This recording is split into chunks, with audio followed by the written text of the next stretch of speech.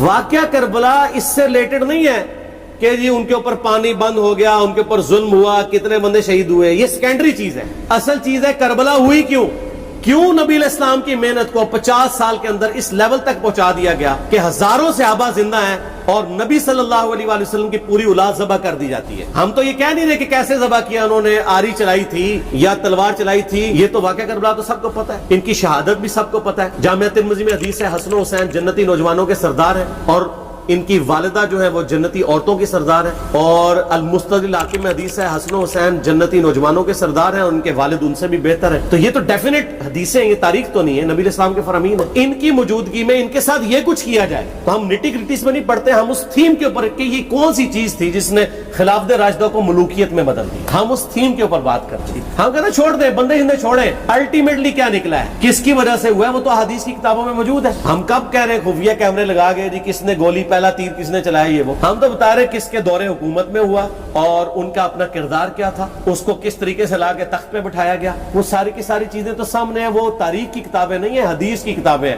اگر آپ کہتے ہیں کہ بخاری مسلم سے ہم نے صرف رفع الیدین کی حدیثیں لینی ہے یا ایمانیات کی حدیثیں لینی ہے اور باقی جو بخاری اور مسلم میں آل امیہ کی بدماشیوں کو ننگا کیا گیا ہے وہ ہم نے نہیں لینی ہے، تو سر پھر آپ اپنے آپ کو کلیئر کٹ، پھر ہم آپ سے واقعہ کربلا نہیں ڈسکس کریں گے، حجیت حدیث میں بات کریں گے. آپ کو اپنے آپ کو منکرین حدیث کہنا پڑے گا، یہ آپ اسکروٹنگ کیسے کریں گے؟ اس سے بڑی بات مجھے یہ بتائیں کہ عظمت صحابہ بڑی چیز ہے یا عظمت محمد رسول اللہ صلی اللہ علیہ وآلہ وسلم؟ تو بریلوی یہی تو رونا رو رہے ہیں، وہ کہہ رہے ہیں جی قرآن میں تھوڑی آیات ہیں، آپ پھر مڑ مڑ کے پڑھتے ہیں قل انما انا بشر مثلکم، اس میں تو نبی علیہ السلام کی تنقیص ہو رہی ہے.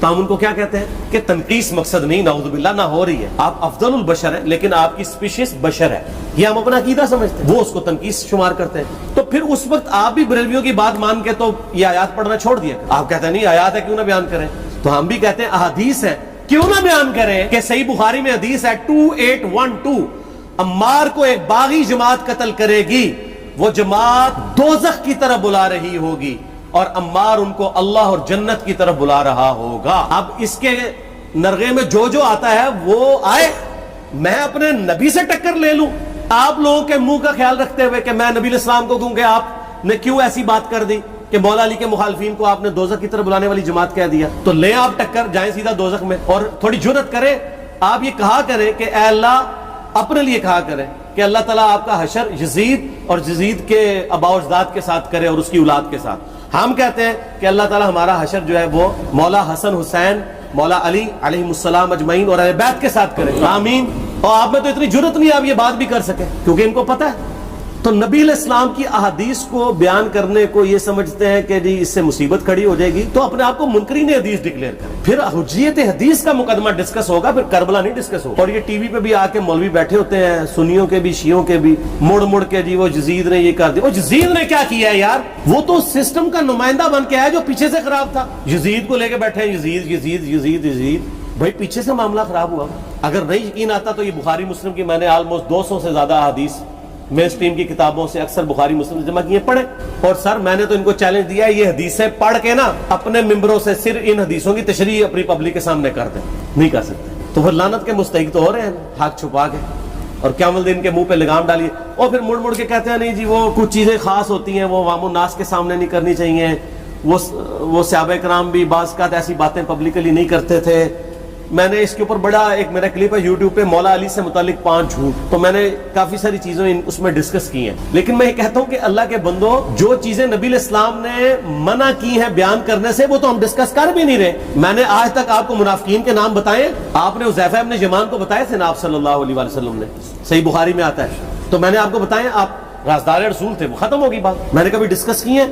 اگرچہ میں نے صحیح مسلم کی حدیث 7035 نمبر ڈسکس کی ہے کہ نبی علیہ السلام نے فرمایا میرے صحابہ میں 12 منافق ہیں، وہ کبھی بھی جنت میں داخل نہیں ہوں گے یہاں تک کہ سوئی کے ناکے سے اونٹ نہ گزر جائے، اور ان میں سے 8 ایسا ہے جس کی کمر پہ دوبیلا پھوڑا نکلے گا.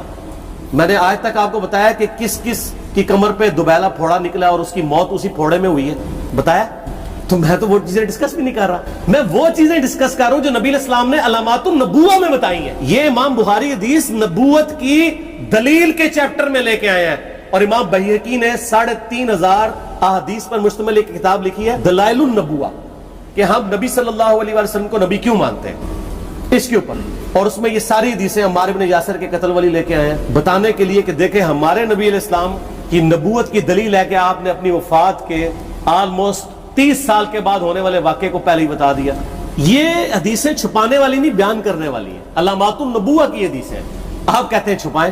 اگر کوئی حدیث دنیا میں نہیں چھپائی جا سکتی نا تو علامات النبوہ والی حدیث ہے، کیونکہ وہ تو نبی صلی اللہ علیہ وسلم کی نبوت کو جسٹیفائی کرتی ہے.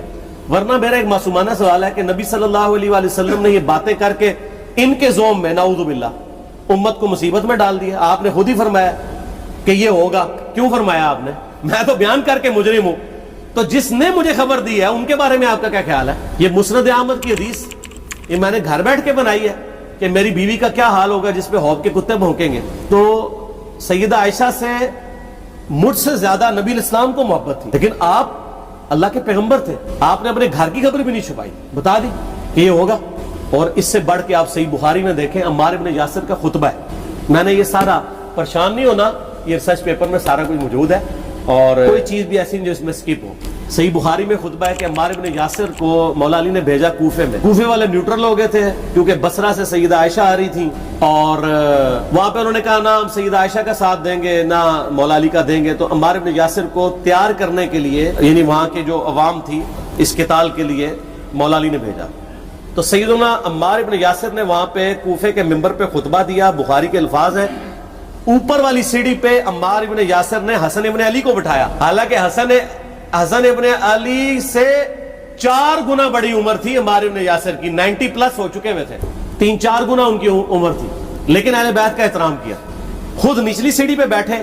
بخاری کے الفاظ ہیں کہ اے لوگو اللہ نے تمہیں آزمایا ہے، ایک طرف دنیا اور آخرت میں تمہارے نبی کی بیوی ہیں سیدہ عائشہ، دنیا اور آخرت میں، یعنی عزت اپنی جگہ قائم. یہاں لوگ سمجھتے ہیں کسی کی غلطی آ گئی تو پتہ نہیں کیا ہو گیا. وہ یار اس کا مرتبہ اپنی جگہ ہے، غلطی اپنی جگہ ہے، پیغمبر نہیں ہے وہ. اور دوسری طرف علی ابن ابی طالب ہے. اللہ اب دیکھے گا تم عائشہ کی اطاعت کرتے ہو یا اللہ کی. علی کی نہیں، اللہ کی. کیوں؟ یا ایھا الذین آمنوا اطیعوا اللہ واطیعوا الرسول واولی الامر منکم. ان کا اولو الامر مولا علی ہیں، ان کی اطاعت واجب ہے. یہ اللہ نے آزمایا ہے کہ اللہ کی اطاعت کرتے ہو یا عائشہ کی.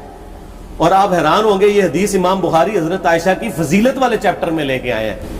اگر امام بخاری مشورہ کر لیتے نا ناسبیوں سے تو انہوں نے کہا تھا سر آخری صحیح رکھو، پچھلے والا رہن دو، بلکہ پچھلے والا رکھو آخری والا رہن دو. کہ عائشہ دنیا اور آخرت میں، وہ حدیث گھڑنے کا میں آپ کو طریقہ بتاتا ہوں، کاٹ چھانٹ کرنے کا. وہ آدھی حدیثیں لکھتے ہیں، آدھی حدیث ایسے لکھتے ہیں امام بخاری کہ سیدہ عمار ابن یاسر نے خطبے کے دوران فرمایا کہ سیدہ عائشہ دنیا اور آخرت میں تمہارے نبی کی بیوی ہے، بس.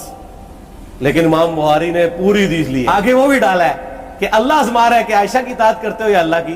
جیسے آپ کے علماء کر رہے ہیں. صحیح مسلم کی حدیث 6488 آدھی بیان کرتے ہیں سارے مولوی، بریلوی، دیوبندی، اہل حدیث سب. میرے صحابہ کو برا مت کہو، اگر تم میں سے کسی نے احد پہاڑ کے برابر بھی سونا خیرات کر دیا اور میرے صحابہ نے 1 مد یعنی 600 گرام خیرات کی، آدھا کلو، اس کے آدھے کو بھی نہیں پہنچ سکتے بس. حالانکہ یہ مسلم کی حدیث سٹارٹ اس سے ہوتی ہے کہ عبد الرحمن بن عوف کو خالد بن ولید نے گالیاں دی جھگڑے کے دوران. حالانکہ دونوں مسلمان تھے، دونوں صحابی تھے. آپ نے حضرت خالد بن ولید کو بلا کے ڈانٹا، فرمایا تم میرے صحابہ کو برا مت کہو. تو خالد بن ولید نے تو آگے سے نہیں کہا حضور میں بھی صحابی ہوں. ان کو پتا تھا کہ عبد الرحمن بن عوف نے اس وقت اسلام قبول کیا جب اسلام کا مطلب تھا مار، تکلیف اٹھانا، اور خالد بن ولید نے گولڈن پیریڈ میں صلح حدیبیہ کے بعد اسلام قبول کیا. تو میں تم لوگ یہ کر رہے ہو، تم لوگ اگر احد پہاڑ کے برابر بھی سونا خیرات کر دو، یعنی صلح حدیبیہ کے بعد والے لوگ میرے ان کے برابر نہیں ہو سکتے. اور جو فتح مکہ پہ معافی مانگ کے مسلمان ہوئے ہیں طلقاء، مؤلفۃ القلوب آل امیہ، ان کا تو لیول ہی کچھ نہیں ہے. یہاں تو خالد بن ولید کے بارے میں یہ بات کی جا رہی ہے. اور پھر وہ مؤلفۃ القلوب اپنے زمانے میں ممبروں پہ سب و شتم کروائے سیدنا علی پر. تو سب سے پہلے تو ان کو کہنا چاہیے جن کے بارے میں حدیث تھی کہ تم صحابہ کو گالی مت دینا. ہم نے تو خیر کبھی دی بھی نہیں ہے. اور میں یہ آخری جملہ ان کو ایسا بولتا ہوں کہ جو ان کے دماغ تک ڈرل کر جائے گا کہ آل امیہ نے جو کچھ اپنے دور کے اندر سیدنا علی کی گستاخیاں کی ہیں نا، ہم نے تو ویسی کوئی ایک گستاخی بھی آل امیہ کے بارے میں نہیں کی ہے. میں نے آج تک آل امیہ کے اوپر بائی نیم کسی کے اوپر لعنت کی ہے؟ حالانکہ یہ مولا علی پہ کرتے رہے. یہ ہے لعنتی خود ہو گئے نا، جب مولا علی پہ لعنت کی تو لوٹ آئی. مسند ابی اعلیٰ میں صحیح سند کے ساتھ حدیث موجود ہے، مسند احمد میں بھی موجود ہے کہ سیدنا علی کو جس نے گالی دی اس نے رسول اللہ کو گالی دی صلی اللہ علیہ وسلم. جب ام سلمہ نے کہا تھا، شیخ زبیر صاحب نے اس کو تحکیم میں صحیح لکھا ہوا ہے فٹ نوٹ کے اوپر، کہ لوگوں تمہارے ممبروں پر رسول اللہ کو گالیاں دی جاتی ہیں، تو انہوں نے کہا معاذ اللہ، ہم کب کہیں گے؟ ایسا نہیں ہو سکتا. تو ام سلمہ نے کہا تم لوگ علی اور اس سے محبت کرنے والوں پہ گالی گلوچ نہیں کرتے ہو کیا؟ جبکہ میں نبی کی بیوی کہتی ہوں کہ سب سے زیادہ رسول اللہ سے محبت، سیدنا علی سے محبت نبی صلی اللہ علیہ وآلہ وسلم کرتے تھے. لہٰذا جب یہ تم کہتے ہو نا علی پر لعنت، علی سے محبت کرنے والوں پہ لعنت، تو یہ لعنت تو تم نبی علیہ السلام تک لے کے جا رہے ہو، نعوذ باللہ. کیونکہ علی سے محبت کرنے والا پہلے نمبر پہ نبی صلی اللہ علیہ وآلہ وسلم ہے. اور پھر کہتے ہیں سب کا مطلب وہ تنقید ہے. اور نہ، پرانیاں گلاں، پرانے بابے، پرانے بزرگ، جھوٹے ہو. صحیح مسلم کھولو 6229 غدیر خم سے اگلی حدیث، لعن اللہ ابا التراب کے الفاظ ہے. مٹی والے ابن ابی طالب پر لعنت، یہ الفاظ موجود ہیں. سب کا ترجمہ لعنت ہی ہے، تنقید نہیں ہے. اچھا پھر میرا معصومانہ سوال ہے کہ اس کا مطلب ہے صحابہ پہ تنقید کرنا اچھا کام ہے؟ کہیں گے نہیں. تو بتاؤ یہ برا کام کون کرتا تھا؟ شیعہ کا ابا کون ہے؟ رافضیوں کا ابا کون ہے؟ آل امیہ. تو لہذا شیعہ نو میں کہنا کہ تسی شیخین کے اوپر بکواس اور تبرہ کرنے کی بجائے نا آپ لوگوں کو حقائق بتائیں کہ ٹوٹی کمند کہاں. یہ سب مجرمین آل امیہ، اور یہ آل امیہ اور بنو ہاشم کی لڑائیاں نبی علیہ السلام کی بعثت سے پہلے چل رہی تھی، صدیوں سے چل رہی تھی. وہ تو پھر اللہ نے بنو ہاشم کو نبوت کے لیے چنا تو ان کو یہ پھر جیلسی ہضم نہیں ہوئی، وہ چیز آگے چلتی رہی. خیر چھوڑ دیں، ایک تلخ ٹاپک ہے. صلاۃ بر محمد و آل محمد، اللہم صلی علی محمد و علی آل محمد.